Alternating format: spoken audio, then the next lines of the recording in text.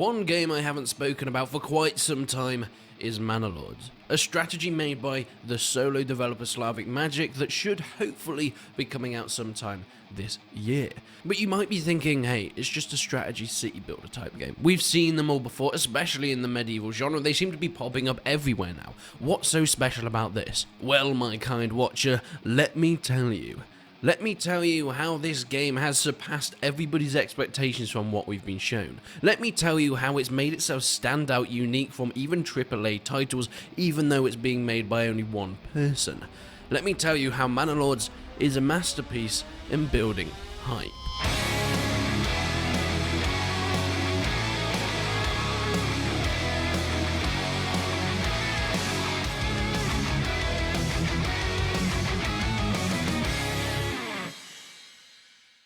What does hype really mean? You might say it's just when people get excited for a release date in a game, but I would say it's more the process leading up to that. I would say hype building is when you have people that are picking out each individual part of your game. They're looking at all the details that have been shown and trying to scrape any bits of information that they can find just to try and appease their imagination that is running wild with all the possibilities that could be coming to them. And some games have done it fantastically, some not so much. Cyberpunk is a good lesson on how not to build hype, showing gameplay that isn't exactly authentic to what we are getting in the final product, and especially when it's not on the same platform. This way you're getting people's expectations way beyond what you can actually deliver, and we all know what happens when you overpromise and underdeliver.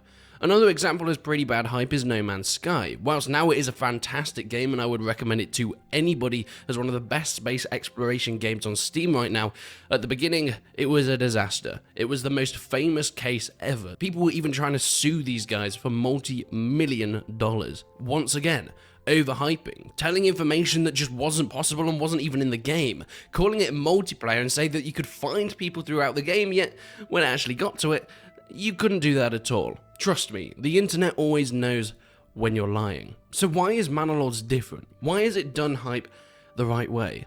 Well, to me it's simple. They never tried. You see, Slavic Magic, the developer, has never tried to really push out this agenda of some amazing specs or some amazing features throughout the game.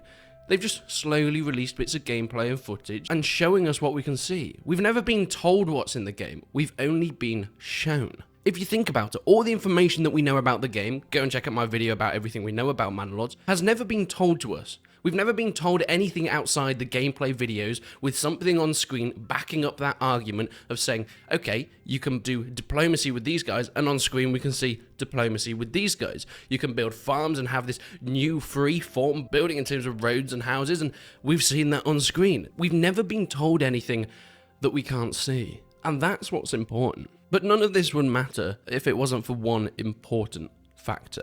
The fact that it's good. You might think this is a completely stupid and simple observation, but I think uniqueness and originality in games these days is somewhat underrated. We've been tuned to the series of games that are very similar to the last one. Even a game like Manor Lords 2 Bannerlord, I would say, is too similar to Warband to really build up the hype of a completely new game. Yet Manor Lords brings in this unique feel.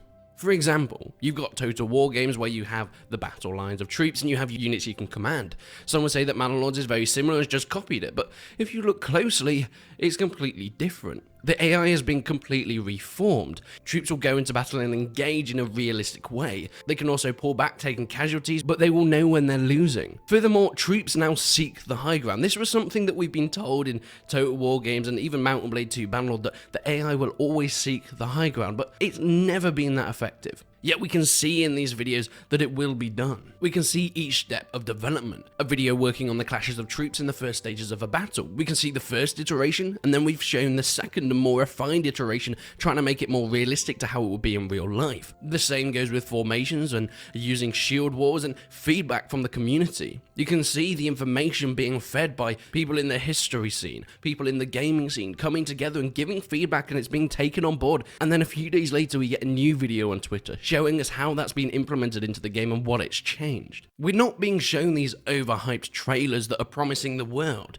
We're being shown tiny individual, detailed pieces of information with video backing it up. For example, look at the archer animations, 2 archer stances, a volley which is slower where you keep more stamina, and then having a release at will, where the archers will shoot faster, but it's going to be more tiring and I'm assuming less accurate because they're going to be shooting in a hurried mode. This then indicates the next part of the video showing the physical fatigue for the archers, their heavy breathing. Animations have been added in to show this fatigue level that you can then use to your advantage throughout the game, being able to command over the top Total War style or zoom right in and seeing how each individual unit is acting depending on what's going on. I'm not sure what else I could say. I'm not sure how much more I could praise this game. And I don't do this often. I don't praise a game to this extent, and you might think that most of my videos on the channel are positive videos about games, but maybe have a look at how many different games I cover.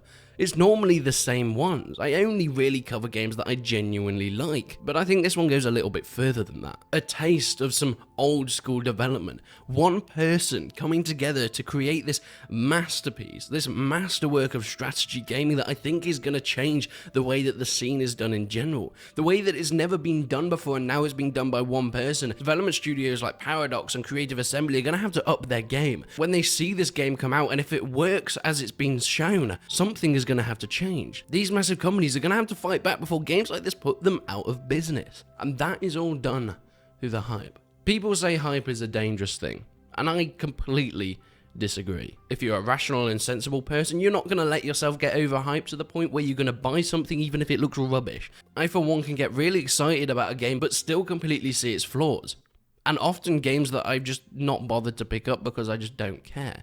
Cyberpunk, for example. The hype was massive for that game. Not one part of me wanted that game. It looked like drivel to me. And I'm not saying that in hindsight, it's just not my type of game. I kind of felt like I already knew what that game would be like. It would be your typical first-person RPG type game where you go through this futuristic world and it was like an okay story and then you come out the other end and you'd be like, right, okay, done that. That's not my type of thing, which is why I didn't even care about it at all. Yet there's always that possibility. There's always the possibility that Manor Lords could go the same way. It could build up this hype and it could be too stratospheric for itself, and then when it comes out, it's a bit of a disappointment for people. But I think most rational people don't get to that point. They don't overhype themselves, they just get, excited for a game's release. And one way of doing that are to do what the developer has done here. Show, not tell. Something that I really think games need to do more of, and I hope they learn from this. Stop over-promising. Stop telling us what's going to be on the game, but show us. And if you don't have the means to show us, if you don't have the gameplay or the demo or the mechanics to show us, don't even tell us yet then. Wait until it's ready. What do you guys think? Are there any game developers that you think have gone down this similar road that have managed to build hype from nothing but facts rather than wishes or optimism? But I'd love to see your comments down below and your opinions. But please leave a like if you enjoyed the video. Dislike it if you didn't, and subscribe if you haven't already. But until then, I will see you in the next one.